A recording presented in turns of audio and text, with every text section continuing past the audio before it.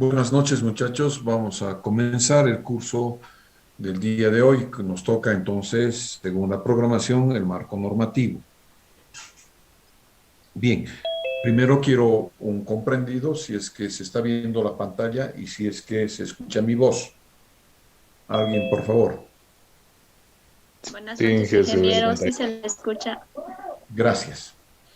Bien, vamos a partir de un concepto macro. ¿Qué cosa es lo que nos rige en la administración pública? ¿Qué cosa es cómo hacemos los proyectos?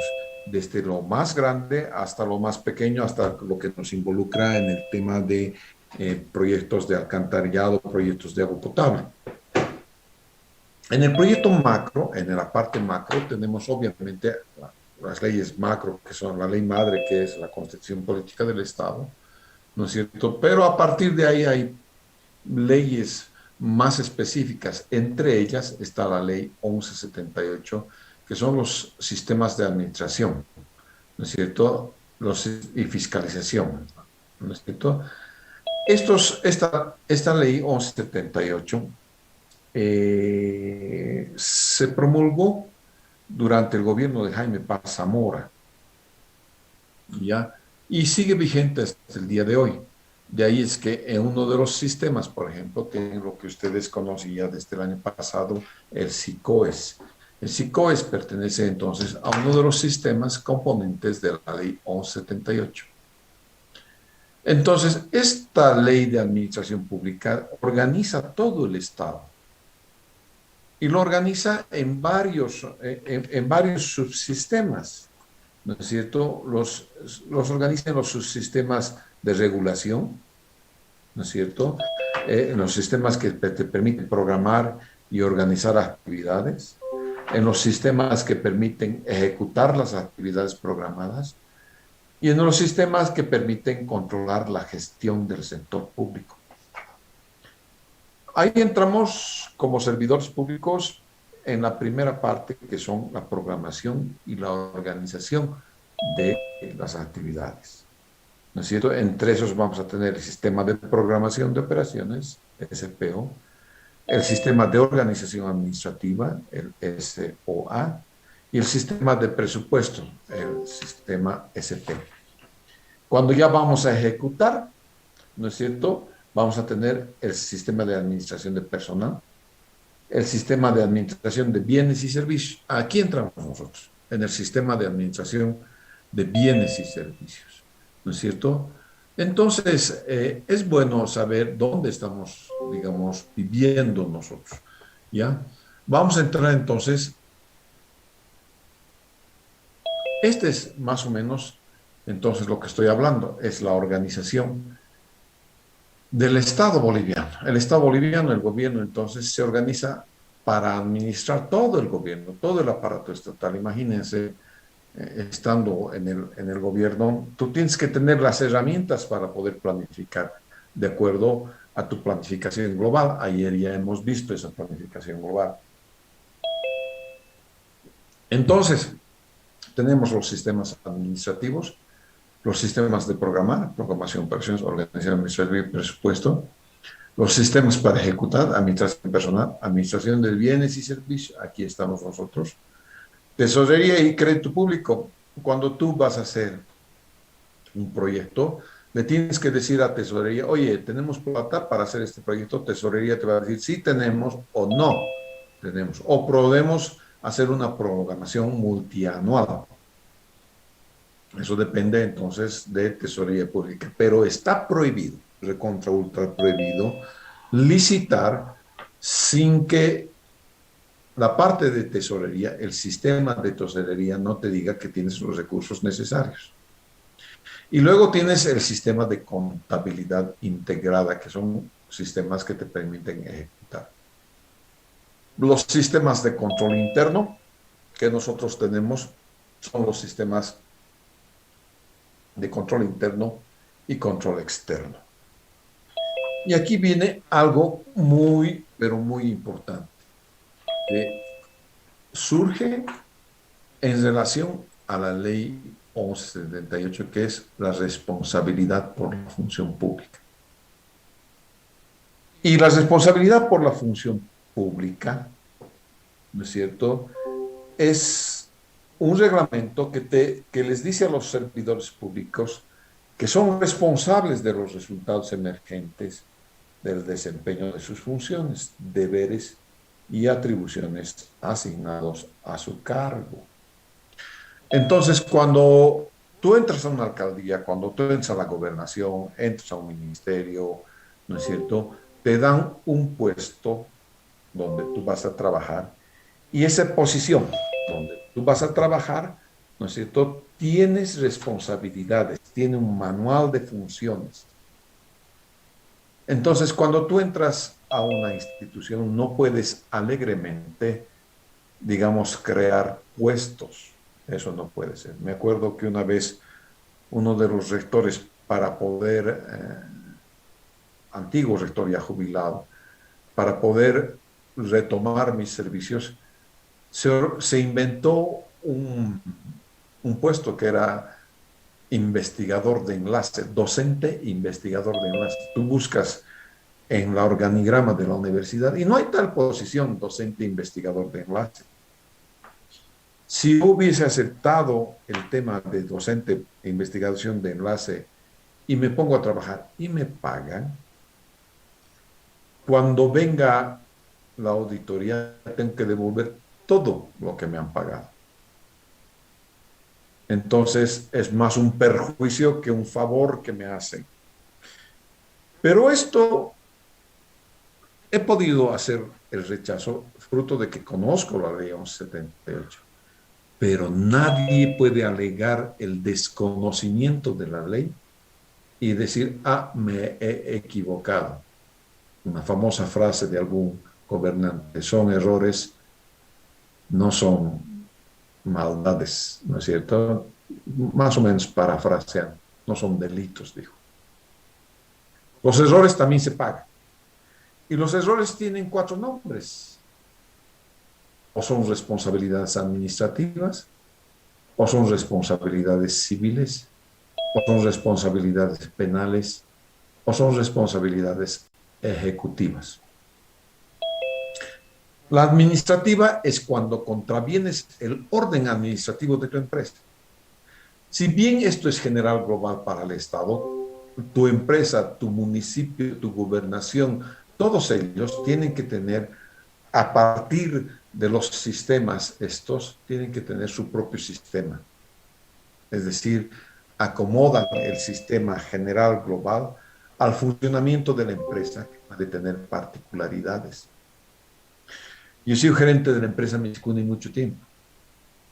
Cuando eres gerente de una empresa, es decir, la máxima autoridad ejecutiva, lo que en Norteamérica le conocen y en el mundo de habla inglesa le conocen como CEO, Chief Executive Officer, ¿no es cierto? Es lo que se llama MAE aquí en Bolivia, la máxima autoridad ejecutiva. Y aquí les comento una anécdota. Un día me llama el contralor departamental, en la noche me llama a eso de las 10 de la noche y me dice, ingeniero, me dice, sí, le comento que uno de sus jeeps, una de sus vagonetas, está en la puerta de no sé qué prostíbulo. Perdón, le digo yo, ¿no es cierto? ¿Usted está creyendo que soy yo? Por favor, le digo, yo soy un hombre casado y soy un hombre decente, le digo. No, no le estoy acusando, ingeniero. Solamente le estoy diciendo que una de sus vagonetas, que tiene el logo de la empresa Mitsicuni, está en la puerta de un prostíbulo. Son las 10 de la noche, ingeniero. ¿Qué está haciendo la vagoneta en la puerta del prostíbulo? Ah, pucha, señor Contralor. Lamentablemente no lo sé. Yo he dejado todas las vagonetas bajo llave en la empresa Mitsicuni, ¿no es cierto? Y la respuesta del Contralor. Usted es la máxima autoridad ejecutiva, es responsable de todo lo que se mueve y se deja de mover. En este caso, usted es responsable del mal uso que uno de sus funcionarios le ha dado a un bien público, que en este caso era la vagoneta de la empresa Mitsicuni. Una camioneta era, no era la vagoneta. No saben qué susto me he llevado. 10 de la noche en mi casa, mi esposa, mis hijos, todos. Me he llevado un susto único. Y ahí he entendido qué significa ser máxima autoridad ejecutiva. Eres responsable de todo lo que hagan o dejan de hacer tus empleados. Si no tienes los sistemas, estos sistemas adecuados a tu empresa, te has fregado. Ese día el contralor me dijo, mire, ingeniero, yo le conozco, sé quién es usted, sé de su probidad. El ingeniero, esta es la única advertencia que le estoy dando. Tiene que hacer los sistemas, los sistemas de administración de bienes aplicados a su empresa. Al día siguiente, ¿no es cierto? Y al chofercito que hizo semejante cosa, dos fuera, ¿no es cierto? Puso en riesgo a la empresa, puso en riesgo a mi persona como máxima autoridad ejecutiva, ¿no es cierto? Y entonces los gerentes, los alcaldes, los prefectos, los rectores son máximas autoridades ejecutivas. ¿Se imaginan la responsabilidad que toma el rector de la Universidad Mayor de San Simón? Son sobre todas las facultades, sobre todas las direcciones, sobre todas las jefaturas de carrera. Ese, realmente, sinceramente, si a mí me dice quiere ser rector, yo les digo, no, gracias, quiero morir en paz, ¿no es cierto? Es bien, bien fregado ser máxima autoridad ejecutiva. Tienes que conocerte toda esta ley 1178, toditos los sistemas. Pero no solamente eso, tienes que conocer la Ley General de Trabajo, tienes que conocer, además tienes que conocer los procesos civiles.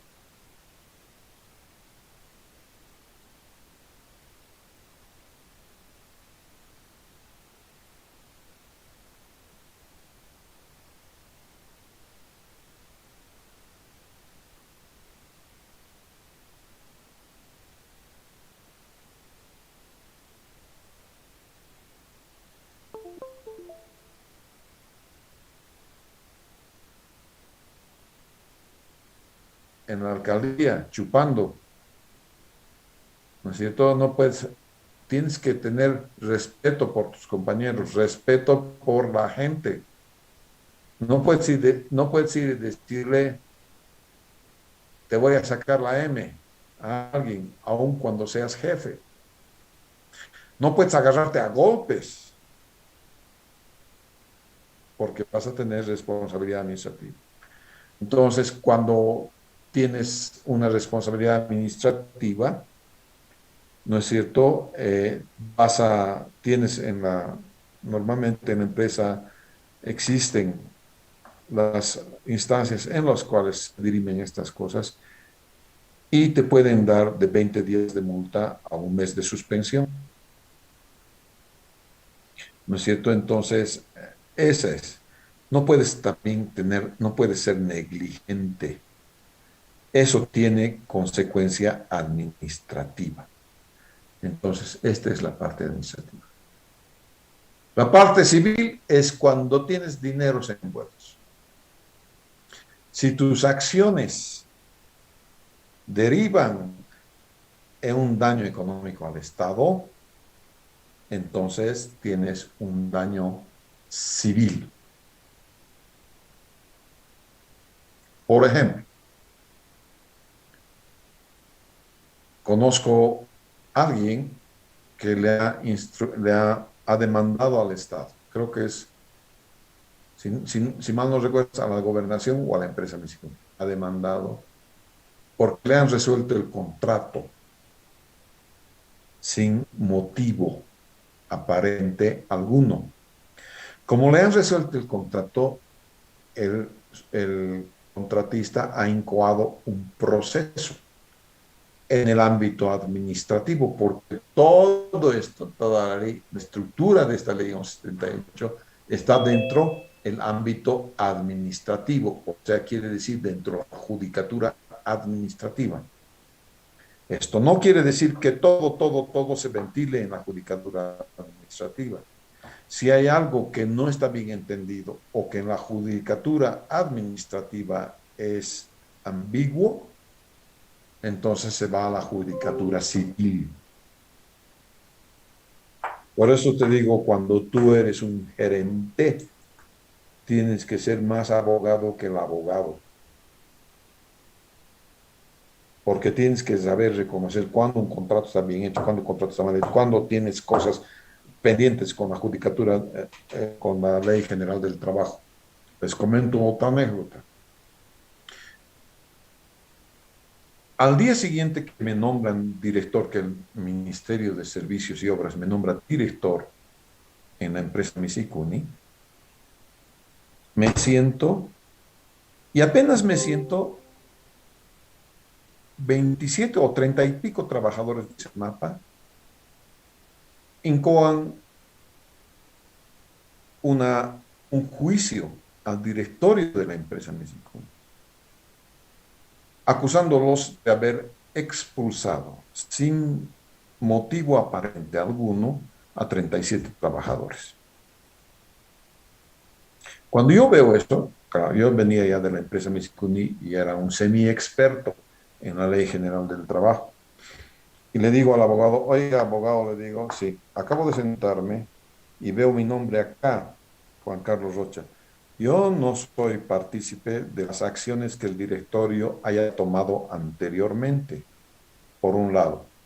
Por otro lado, el directorio solamente hace políticas. El que ejecuta las políticas es la MAE. La MAE, que es en este caso el gerente general de ese mapa, es responsable de adoptar o no las políticas emanadas del directorio. Y conmigo está muy clarito que es un director y que es un gerente. Entonces el abogado dice, ¿verdad, ingeniero? Sí. A ver, muéstreme, dice. Y en la demanda estaba mi nombre. Ese mismo momento, en la tarde tenían ya ¿qué se llama? Los trabajadores, los 37 trabajadores, a través de su abogado, ¿no es cierto?, estaban haciendo una demanda en la judicatura ya más arriba, ¿no es cierto? Ya estaban yendo a la constitución política del Estado, ya hacen una cosa administrativa, ¿no es cierto?, de orden administrativo. El abogado toma la palabra y dice, señora juez, le dice, no, momentito, por favor, aquí el ingeniero Rocha no tiene nada que ver, lo han incluido indebidamente en este juicio, por lo tanto solicito que se anule todo lo que han pedido los trabajadores de Semana. La juez lee esto, ¿verdad, ingeniero? Sí, aquí está mi nombramiento. Y dice la juez en ese momento, dice, se desecha la demanda de los trabajadores de Semana. En la puerta del juzgado, el abogado les dice, vayan nomás a cobrar sus beneficios sociales. No hay más nada que hacer. ¿No es cierto? Entonces, tienes que ver entonces dónde estás en la judicatura civil. Esta persona que le ha ganado al Estado un juicio, tiene que cobrar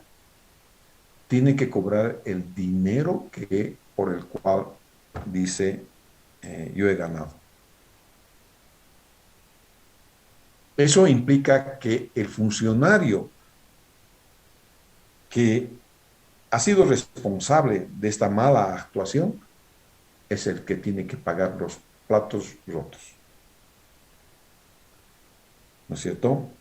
Entonces, Es eso lo que se tiene que hacer cuando eres funcionario público. Cuidado con cuando seas funcionario público y seas de orden jerárquico superior y te estés creyendo que para toda la vida tu palabra es ley. No es así, ¿no es cierto? Tienes responsabilidad civil. Quiere decir, si tienes un daño económico, hay responsabilidad civil y va a salir de tu bolsillo si es que obras mal. Es penal, obviamente, cuando ya eres un maleante, has roto el ordenamiento en la judicatura penal, has robado, has violado a alguien ahí adentro, has cometido un feminicidio al interior de tu... Ya, hay cosas que de orden penal ya salen, ¿no es cierto? Que normalmente tienen que ver con la corrupción. La corrupción es de orden penal, muchachos. Te vas a ir a la cárcel. Especialmente cuando toda esta ley 1178, que tiene un sistema de control, ¿no es cierto?, a través de la Contraloría General de la República, ya es superada por la ley Marcelo Quiroga Santa Cruz. Y la ley Marcelo Quiroga Santa Cruz lo que hace es primero presumir tu culpabilidad. Eres culpable y desde adentro tienes que defenderte. Esta no. La auditoría va a sacar unos indicios de responsabilidad, te va a nombrar, te va a decir, estos son tus indicios de responsabilidad y te va a dar la chance a que modifiques o repares el daño. Ejemplo, a mí me han dado en la universidad indicios de responsabilidad civil. Cuando yo era jefe del departamento de construcciones en la Universidad Mayor de San Simón, yo saqué, y hasta ahora siguen mis actividades, en la noche o en la madrugada, porque durante el día trabajaba de jefe de departamento y en la noche trabajaba de docente y también el sábado trabajaba. De ahí es que mis horarios son como hasta ahora, o en la madrugada, o en la noche, o en sábado. Pero la Contraloría General de la República ha venido, momentito, me ha dicho. Aquí la ley Lope, que es la ley de organización del Poder Ejecutivo, ¿no es cierto? Y la ley de presupuesto, de tesorería y crédito público, que se discute en el Parlamento cuando haces el presupuesto general de la nación, ha fijado el sueldo del presidente, del presidente Evo Morales en, creo que era 14,000 bolivianos. Y usted está recibiendo, por ser docente y por ser administrativo, dos sueldos de la misma entidad. Y esos dos sueldos de la misma entidad sobrepasan los 14,000 bolivianos que recibe el presidente de la República. Por lo tanto, usted tiene indicios de responsabilidad civil. Entonces, lo que he hecho yo es, ¿cuánto debo? $2,500, voy a pagar los $2,500 porque estos me van a perseguir hasta el infierno. ¿No es cierto? Pero entonces, ¿qué delito has cometido si estabas trabajando fuera de las horas dedicadas a la administración como docente? Y dice la Constitución Política del Estado, nadie puede trabajar como esclavo. Tienes que cobrar por el trabajo que desarrollas. Pero no hay caso, no ha habido caso. ¿No es cierto? Todavía no se ha ejecutoriado eso, porque la universidad ha llegado a un acuerdo con los docentes para que los docentes vayan devolviendo ese extra de dinero que habíamos recibido. Obviamente hay sinvergüenzas entre la docencia, ¿no es cierto?, que estaban haciendo trabajo administrativo y docente al mismo tiempo, en el mismo horario, y de esos son 70% de los sinvergüenzas, ¿no es cierto? Pero en mi caso, yo me he sentido realmente afectado, porque todo lo que intentaba ahorrar siendo jefe de departamento, siendo jefe del departamento de lo he tenido que vomitar, si ustedes quieren, hasta contar 10, ¿no es cierto? Y hasta el día de hoy día, cuando tengo que sacar, que se llama, del fisco, una cosa que no tengo adeudos, me sacan con que tengo un adeudo fruto de que yo he servido durante el rectorado de Franz Vargas. Por favor, yo nunca he trabajado con Franz Vargas, he trabajado con Juan Ríos del Prado, he sido el jefe del Departamento de Infraestructura cuando el rector era Juan Ríos del Prado. Igualito me acusa la Contraloría. ¿Qué tal? Entonces, los funcionarios públicos también son abusivos en la Contraloría General de la República, son muy abusivos. ¿No es cierto? He sacado un documento de la universidad que dice que no debo nada y que no he comprado, no, igualito me meten en el juicio, sabe Dios de quién, ¿no es cierto? Entonces, esas son las responsabilidades que tú debes tener muy bien claro y presentes. El sistema de planificación lo que hace es planifica todo el desarrollo de la gestión de gobierno. ¿No es cierto? Ya hemos visto un cuadro cómo se hacen los planes. Una vez que haces un plan, entonces lo vas a derivar en el CISPLAN. Y el CISPLAN tiene que ver con cómo hace el gobierno para, en nuestro caso está la agenda, no sé qué, agenda 25 años, agenda patriótica, no sé qué asuntos. ¿No? Cada gobierno le pone un nombrecito bastante elocuente a su mentado plan, y en el mentado plan dice que van a sacarnos de la pobreza, en 5 años vamos a ser como Suiza, nos van dorando la píldora, cada gobierno nos dora la píldora, ¿no es cierto?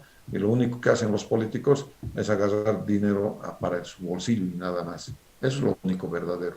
El resto no es verdadero, ¿no es cierto? Y tú vas, y todos los días hay un escándalo. El ministro de Obras tiene un escándalo debido al pago de las planillas atrasadas al tren metropolitano. Y ahora díganme ustedes, los vagones son de Bielorrusia. Bielorrusia está en franca oposición a todo el occidente, incluyendo a nosotros. Y falta que lleguen no sé cuántos vagones.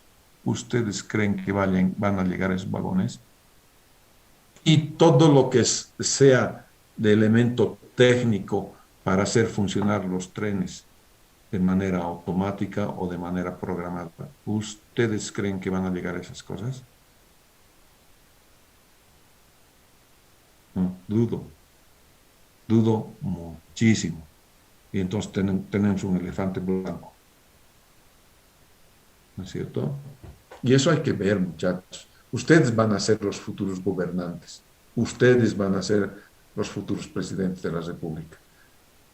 Una vez que tienes el CISPAN, entonces vas aterrizando ya en el sistema de inversión pública. Este sistema de inversión pública ya asigna ya presupuestos. Este es el presupuesto general de la nación, que se trata en el Parlamento y es aprobado mediante una ley, ¿no es cierto? Se vuelca entonces al SNIP.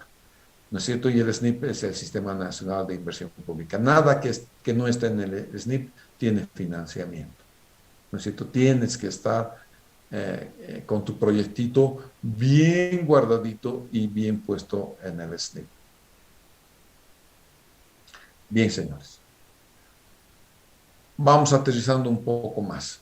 Nosotros en nuestro ordenamiento ya propio para la ingeniería sanitaria, en este caso tenemos el diseño de sistemas, la norma NB 688. Toda la norma NB 688 más todos sus reglamentos están ya en su Classroom. La norma tiene varios capítulos. Tiene un capítulo cuyas referencias hacen, fíjense, a las normas American Water Works Association, American Steel Testing for Testing Materials, las normas International Standard Organization, las normas AASHTO, que son, creo, para carreteras. Entonces, tenemos varias referencias a las normas, tenemos un marco conceptual qué son los sistemas, qué son los estudios básicos de diseño. Nosotros vamos a ir viendo a través de esto. Todo esto vamos a ver cómo son los sistemas convencionales, no convencionales, los estudios básicos de diseño. Entonces vamos a tener los componentes de un sistema de alcantarillado sanitario. Todas esas cosas las vamos a ver, muchachos, en el transcurso de nuestras cosas. Vamos a ver los criterios de diseño. Y estos criterios de diseño, tal cual están viendo ustedes acá, establecen los parámetros básicos bajo los cuales tú vas a controlar el proyecto que hayas de desarrollar.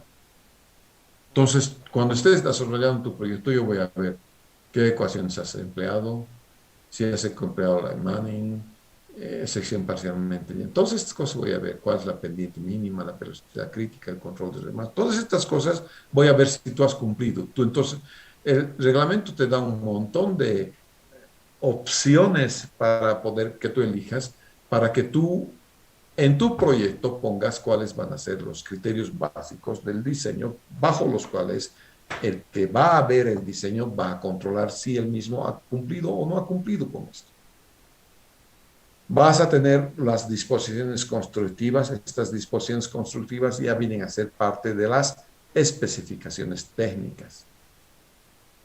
Vas a ver cuáles son los qué son interceptores, qué son emisarios, cuál es su objeto, cómo vas a diseñar interceptores y emisarios, la determinación de caudales, el dimensionamiento. Todo esto tiene que ver con esto, nada más, con interceptores y emisarios. O sea que cuando estás haciendo alcantarillados muy grandes, normalmente ya hacemos a través de la ecuación de continuidad, ya no hacemos con Manning. Ya hacemos otra cosa, ya son las grandes cosas que van a llevar a la planta de tratamiento. Un emisario es entre la última cámara que recibe las aguas de los colectores y lleva directamente estas aguas a la planta de tratamiento. Después vamos a ver los sistemas de alcantarillado pluvial. Es bien complicado lo que dice la norma y el reglamento acerca del alcantarillado pluvial. Es más, han decidido entonces que como es tan ambiguo este reglamento, han decidido que van a hacer otro reglamento y actualmente está, creo, en invitación. Es la GTZ, la GIZ, la que está invitando. Pero yo ya he hecho el sistema de aguas residuales para reuso y es un lío increíble. Hay cada ingeniero baboso, ¿no es cierto?, que se cree Dios, que no sabe de lo que habla, ¿no es cierto?, y que se mete a opinar como si fuera un doctor de la Universidad de Salamanca. Entonces ya me cansé. Dije, no, que hagan lo que quieran estos. Para empezar, la gente que egresa en La Paz se cree que son mejores ingenieros que los que egresan en Cochabamba, por favor. Hasta que tengo que decirles, oye, yo también he egresado en La Paz. Cuando les digo eso, medio que se calman, ¿no es cierto? Entonces, es increíble eso. Ya no quiero saber nada de hacer el reglamento ni el no reglamento, así que no lo voy a hacer. Sistemas de alcantarillado combinado están prohibidos en Bolivia por el tema de las plantas de tratamiento. Las plantas de tratamiento no aguantan, ya les he dicho, una crecida en el caudal y una crecida en la carga orgánica. Tienes las estructuras complementarias, ¿no es cierto?, de los sistemas de alcantarillado, cunetas, sumideros, cámaras de inspección. Todas estas cosas vamos a ver, cunetas, sumideros. Las cámaras de inspección son comunes a las cámaras de inspección que tenemos en alcantarillado sanitario y en aguas pluviales. Vamos a ver lo que son cámaras de caída, transiciones rápidas, todas estas cosas las vemos, ¿no es cierto? Ya no vemos canalización de cauces porque tenemos una otra materia que se llama hidráulica de ríos. Y sifones invertidos, tienes que primero crucificarme para que yo te ponga un sifón invertido en un alcantarillado sanitario. El ingeniero Rocha está crucificado en la puerta del sifón invertido. ¿Ya? conozco cómo funcionan los sifones invertidos y no funcionan, a menos que sean que controles el caudal. Por ejemplo, hay un sifón invertido para cruzar el río Rocha, en más o menos donde está um, Ushpa Ushpa. Ahí hay un sifón. Pero claro, es del agua de riego, es agua controlada. Tú largas un determinado caudal de la presa, controlas con las compuertas y ese caudal es el que va a pasar por el sifón. Es un caudal controlado. En un alcantarilla sanitario no hay tal caudal controlado, por favor. Tendríamos que ponernos de acuerdo los 500.000, 700.000 habitantes de Cochabamba para decir, a ver, vamos a alargar el baño, te toca, después pito, te toca, otro pito, te toca, y tener un caudal uniforme. No hay eso, muchachos. Y entonces la practicabilidad, la praxis de tener sifones invertidos es totalmente negativa en alcantarillados sanitarios. No lo hago, no lo voy a hacer. Y ya estoy viejo y ya he pasado 35 años de mi vida esquivando sifones invertidos. Aliviaderos. Los aliviaderos son típicos de los alcantarillados pluviales. Son estructuras especiales los aliviaderos. No vemos en sanitaria dos aliviaderos. Yo veo aliviaderos en plantas de tratamiento, ¿ya? Pero es otra materia eso. Las estaciones de bombeo, sí vemos. Vamos a ver estaciones de bombeo, vamos a estudiar las estaciones de bombeo. Vamos a ver los tipos de estaciones, todo esto vamos a ver cómo se hace una estación de bombeo, ¿cierto? Operación, mantenimiento y control no hacemos, nosotros no es parte del curso, es parte de lo que el consultor debe tener, debe darle a la entidad, ¿no es cierto?, cuando está dejando ya el proyecto construido. Y finalmente los requerimientos estructurales para tuberías. Vamos a ver tuberías en zanja positiva, en zanja negativa, tuberías de fierro dúctil, de acero, de lo que sea. Vamos a ver todas estas cosas. Y son entonces 9 capítulos que tiene la normativa. Antes teníamos,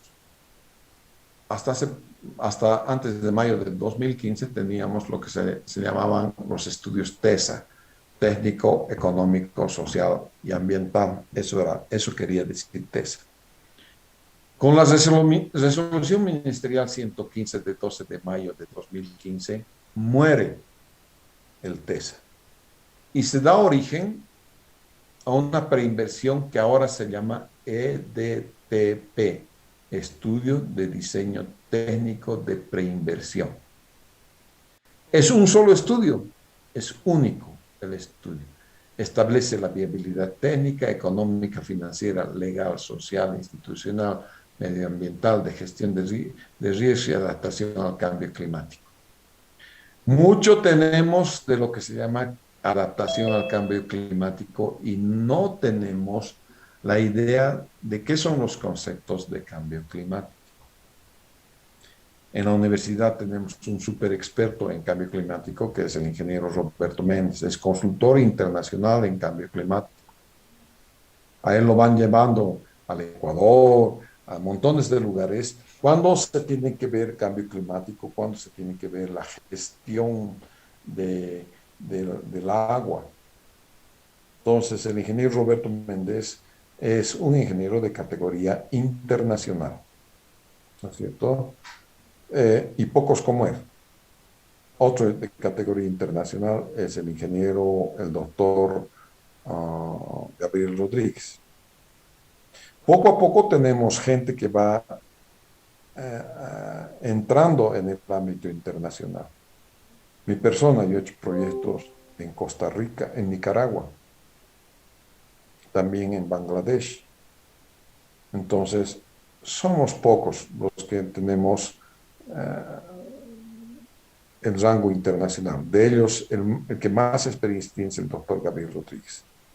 ¿no es cierto? Y el segundo en experiencia es el ingeniero Roberto Méndez, a no dudarlo, ¿no es cierto? Y después estamos los demás, pero un escalón después quizás, ¿no es cierto? En experiencia internacional, a pesar de que, como les decía, ¿no? Yo soy consultor en este momento, soy consultor de INIPSA, pero consultor de la parte española, soy español para INIPSA, ¿no es cierto? Y en Rivera Alta he sido consultor italiano, es decir, represento a la parte italiana. A mí me pagan diferente que en la estación Batallas, en la estación de tratamiento de Batallas, es una sociedad con mis amigos gandarillas. Los gandarillas tienen su presupuesto aparte, no pagan ellos. Y NIPSA España tiene su presupuesto aparte. A mí me pagan desde España como consultor español, ¿no es cierto? Entonces, como les digo, son pocos los que tienen esta característica de tener experiencia, digamos, en la parte internacional. Para tener un EDTP, primero tienes que tener las condiciones previas del estudio de diseño de técnico de preinversión del EDTP. Entonces tienes el ITCP, todo es por abreviaciones, ¿no?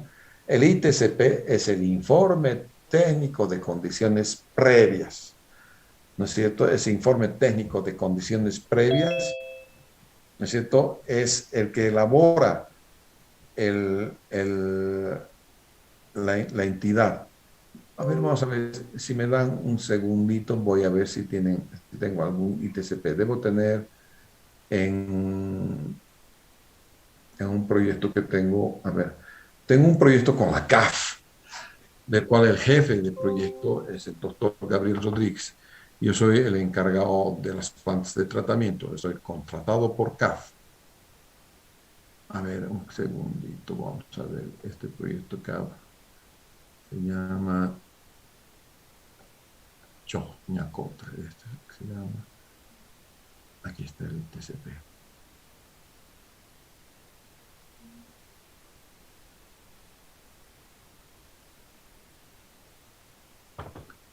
Este es el ITCP presentado por EPSAS, ¿no es cierto? Que es el informe técnico de condiciones previas del sistema de agua potable de Choñacota. Entonces justifica, hace toda la prioridad de proyecto, objetivos, todas estas cosas, hace localización, todas estas cosas se hace al interior de este estudio. Este estudio entonces lo hace la entidad que quiere hacer un proyecto. Y lo hace obviamente respaldando sus acciones en un plan maestro. En este caso, el Plan Maestro Metropolitano de Agua Potable y Saneamiento de La Paz. Nosotros tenemos nuestro propio plan maestro. Tenemos un plan maestro para Cochabamba.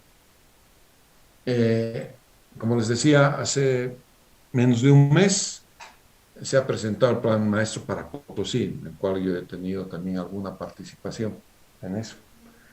¿No es cierto? Entonces, hay acciones derivadas que hacen al plan maestro. Entonces, miren, hacen toda esta cuestión, ¿no es cierto?, para finalmente venir a esta especie de planillita, metas del proyecto agua potable, nivel central, quienes hacen. Esto es poco más o menos esta planillita. La priorización es un nuevo sistema, estas cosas. Entonces, estas cosas ya vienen preestablecidas en el estudio de ITCP, tal cual lo quiere el ministerio. Te dan esta planilla. Tú nada más tienes que venir y arreglar la planilla al entorno de tu capacidad. Entonces, todo esta es La Paz, ¿no es cierto? Y toda esta parte de la zona sur, Mecapaca y demás cuestiones, es lo que se intenta hacer con el proyecto Choñacota. Todo esto. Ovejurio, Choñacota, Uño, esas cosas son de La Paz, ¿cierto? Y en eso estamos ahora metidos varios ingenieros, entre ellos mi persona, pero esta vez trabajando con CAD. Bien, este es entonces un ITCP, ¿ya? Que lo hace la entidad. puede ser tan complicado como el que has visto en este, porque el financiamiento internacional, el financiamiento es CAF. Entonces, los supervisores de ese estudio, que somos nosotros, exigimos más detalle para poner el dinero de CAF en un financiamiento. Entonces, CAF ya se ha cansado de tener malos proyectos o proyectos que no culminan con éxito porque les falta alguna cosa, ¿no es cierto? Y entonces ha contratado ingenieros, supervisores con experiencia para que a través de estos ingenieros, supervisores con experiencia, el proyecto sea lo más completo posible.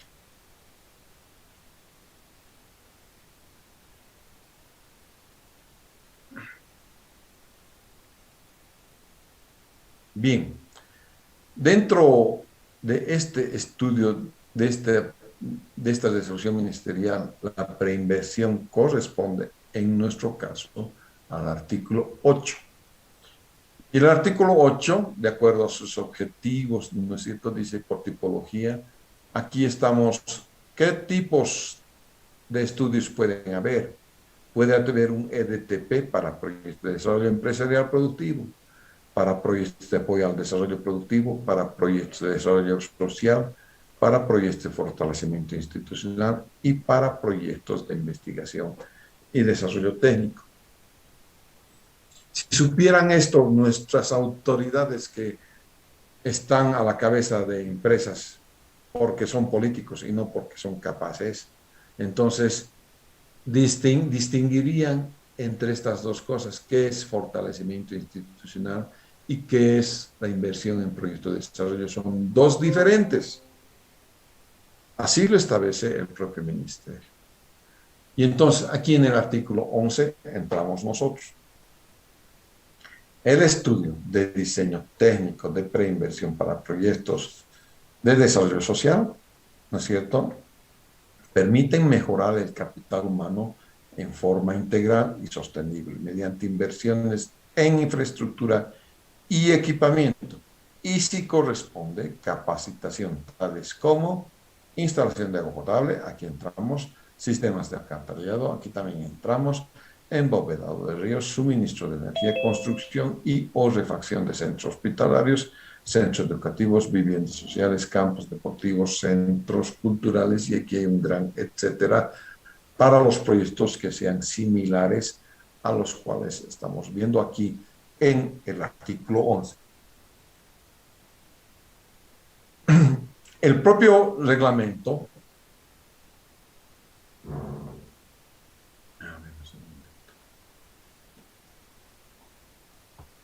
el propio reglamento y que está en su, tiene un índice.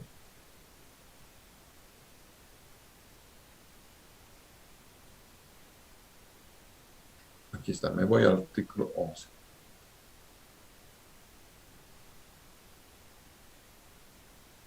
Aquí está la tipología de proyectos.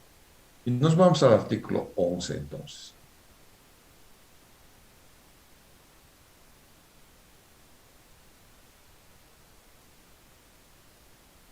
Y aquí estamos nosotros. Aquí vivimos.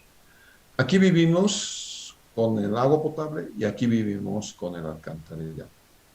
¿Y cuál es el contenido referencial del estudio? Deberá realizarse según el siguiente contenido referencial. Tu proyecto y el proyecto que me van a presentar al fin del curso, tienes que tener copy-paste de esto. Lo primero que haces entonces es generar el índice, y el índice ya lo tienes acá. Y no quiero que me cambien ni una sola palabrita. Dice de 1.1, ustedes también van a poner un subtítulo que dice 1.1 y dice determinación del área de influencia del proyecto y la población objetivo. Y el subtítulo tiene que decir exactamente lo mismo. No se olviden que la resolución ministerial es de cumplimiento obligatorio. Características físicas del área de influencia, condiciones socioeconómicas de los beneficiarios, situación ambiental y riesgos actuales, así como adaptación al cambio climático. Todo eso tiene que venir en su proyecto. Por eso les he dado la resolución ministerial para que ustedes ya puedan más o menos ver qué cosas tiene su proyecto, cuántos anexos tiene, qué cosa es. Todo eso tiene que ver con su proyecto. ¿De acuerdo, señores? Finalmente, para el día de hoy,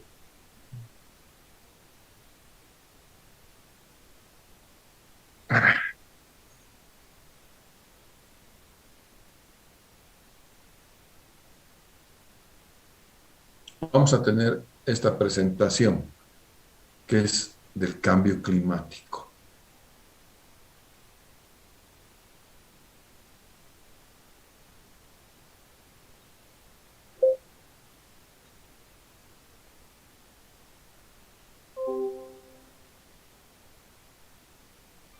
Inge, creo que no tiene audio. ¿No tiene audio? Ahora sí. ¿Está con audio? Sí. El planeta Tierra es el lugar en el que vivimos.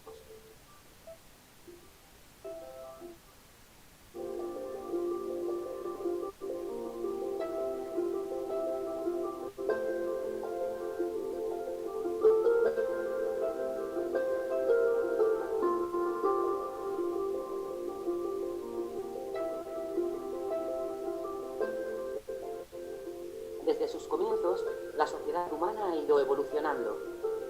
Durante milenios, ha utilizado los recursos que le ofrecía el entorno. La Tierra era capaz de asumir los impactos que sobre ella hacíamos, manteniendo su equilibrio como ecosistema global.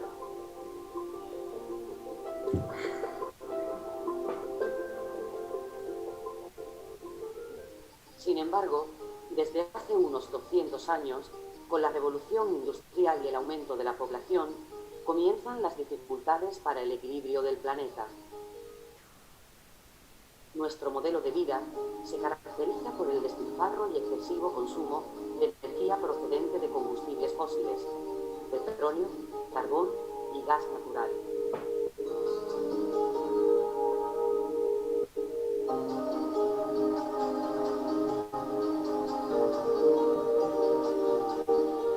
La influencia de los impactos que realizamos sobre el equilibrio global es comparable al que produjeron los grandes agentes geológicos o astronómicos y que llevaron a la extinción de los dinosaurios o a las glaciaciones.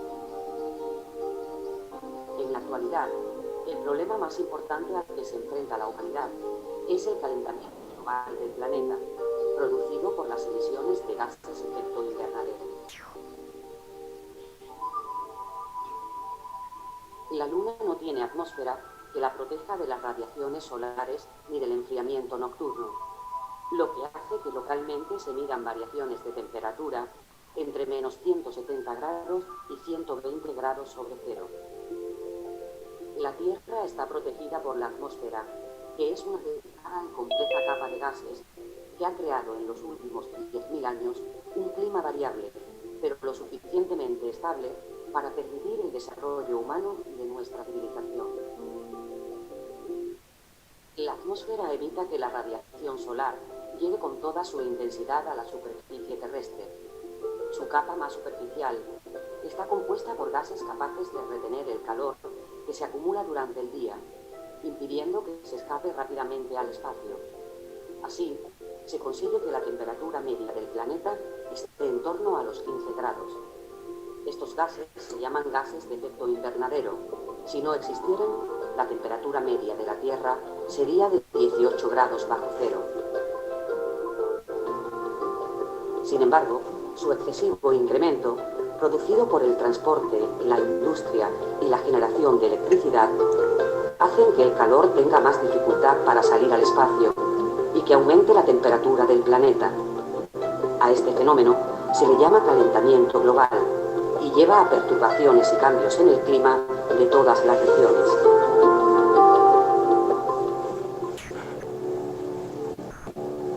El cambio climático, cuyas primeras manifestaciones ya estamos viviendo, no es una cuestión del futuro, sino que es ya un problema presente.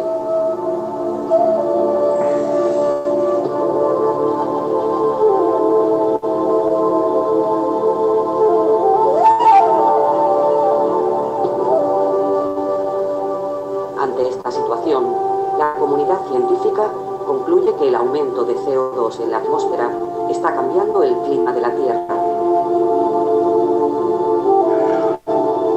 Esto provoca el aumento de la frecuencia de fenómenos climáticos extremos, como huracanes, inundaciones o sequías, el retroceso de glaciares, la subida del nivel del mar y el incremento de la erosión y la salinización de las zonas costeras. Todos estos fenómenos traerán como consecuencia importantes cambios en la agricultura, el turismo y los movimientos migratorios, además del aumento y propagación de enfermedades infecciosas. Ante estas consecuencias y preocupados por la situación ambiental del planeta, en 1997 se elaboró el Protocolo de Kioto.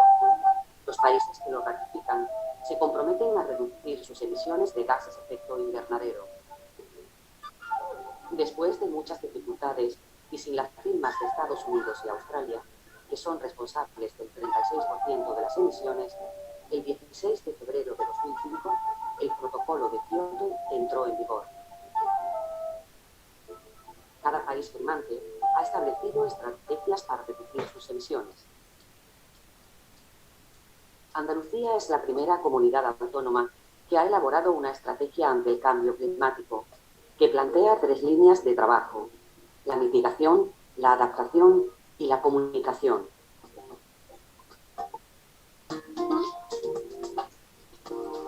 Pero según el Plan Nacional de Asignación, nuestros comportamientos son responsables del 60% de las emisiones de CO2 a la atmósfera.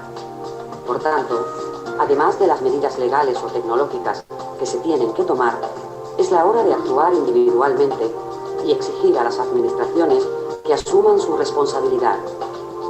Debemos ahorrar, consumiendo solo la electricidad que necesitamos.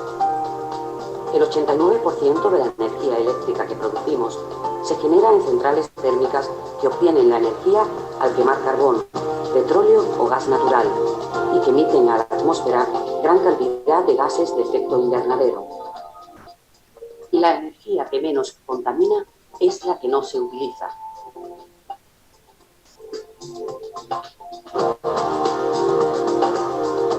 Al transporte corresponde el 28% de emisión de gases de efecto invernadero. La mayor parte de los desplazamientos en coche se realizan en distancias de menos de 2 kilómetros, que podríamos realizar andando. Habitualmente, cada coche está ocupado por una sola persona y cada vez compramos vehículos de más potencia y mayor consumo. Viajamos más y utilizamos medios de transporte más contaminantes. Ante esto, y para disminuir la emisión de gases de efecto invernadero, podemos tomar medidas como compartir coche para ir al trabajo, caminar, ir al colegio andando, usar el transporte público, utilizar la bicicleta, conducir mejor y a menos velocidad, o comprar coches de menos potencia y más adecuados a lo que necesitamos.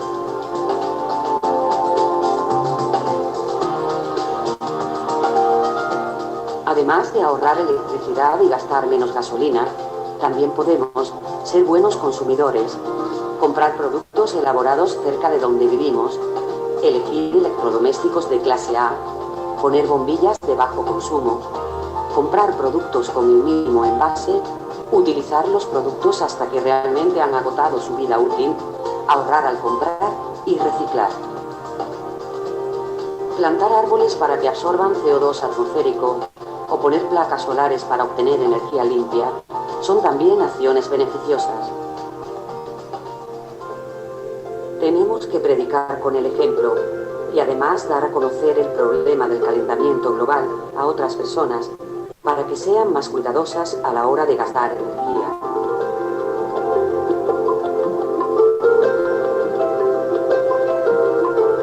No podemos olvidar que nuestra generación está ante el reto de salvar el clima, pues ahora sabemos que lo estamos modificando y que el futuro de nuestra civilización depende más que nunca de nuestros actos.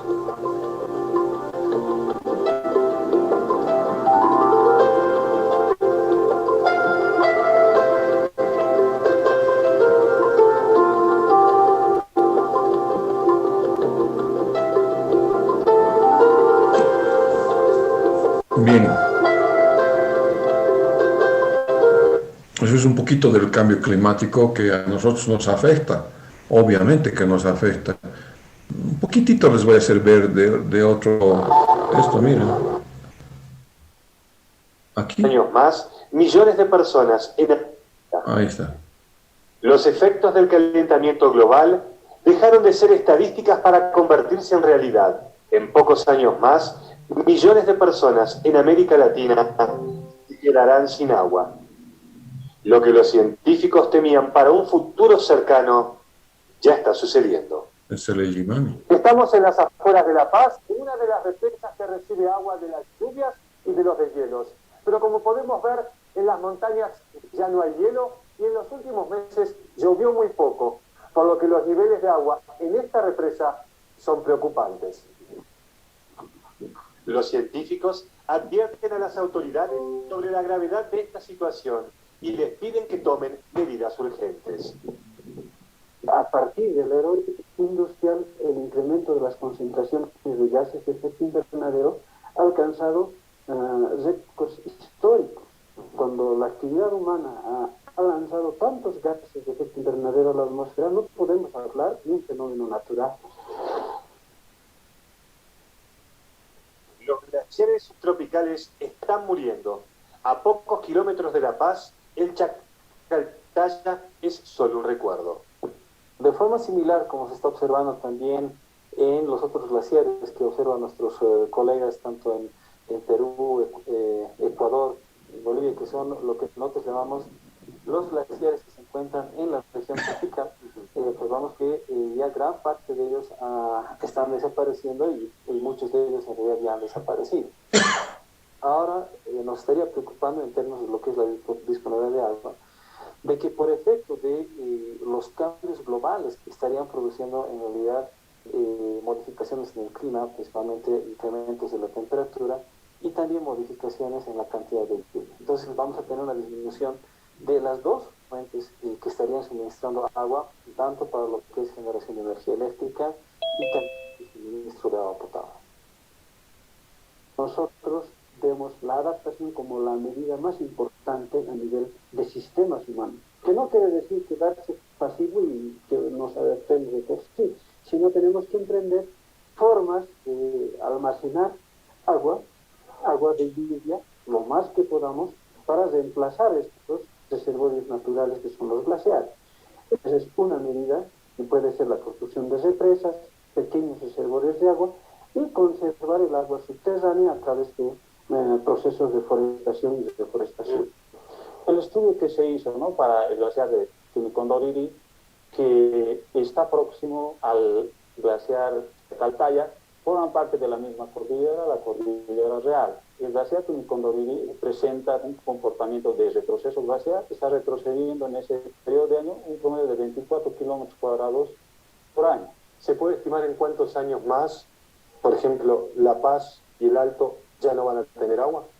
La tendencia puede ser que haya un déficit de agua los siguientes 15 o 20 años. Se pueden tomar medidas de alguna manera para que el impacto no sea tan grande, pero hay que tomarlas ya. Las próximas guerras no van a ser por territorio, por ideología, van a ser por agua. La cuenta regresiva en la lucha contra el calentamiento global ya empezó. El interrogante es ¿qué les espera a las generaciones futuras? Desde observadorglobal.com, Andrés Repeto para el Mundo Informe. Ahí está, muchachos. ¿No? Entonces ya ven qué es lo que se trata, qué es lo que nos espera. ¿No es cierto? No son muy alentadores el futuro. Ustedes tienen que cambiar. El futuro no está escrito en piedra. Son ustedes los actores del futuro. Esos son ustedes los que tienen que hacer el cambio. Muy bien, señores. Hasta aquí nomás la clase de hoy. ¿Alguna pregunta?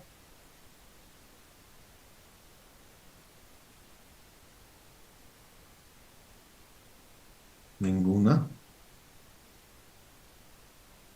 Bueno, entonces nos vamos a ver el día sábado, por favor. Hasta el sábado. Buenas noches, Inge, hasta el sábado. Pasado, Inge.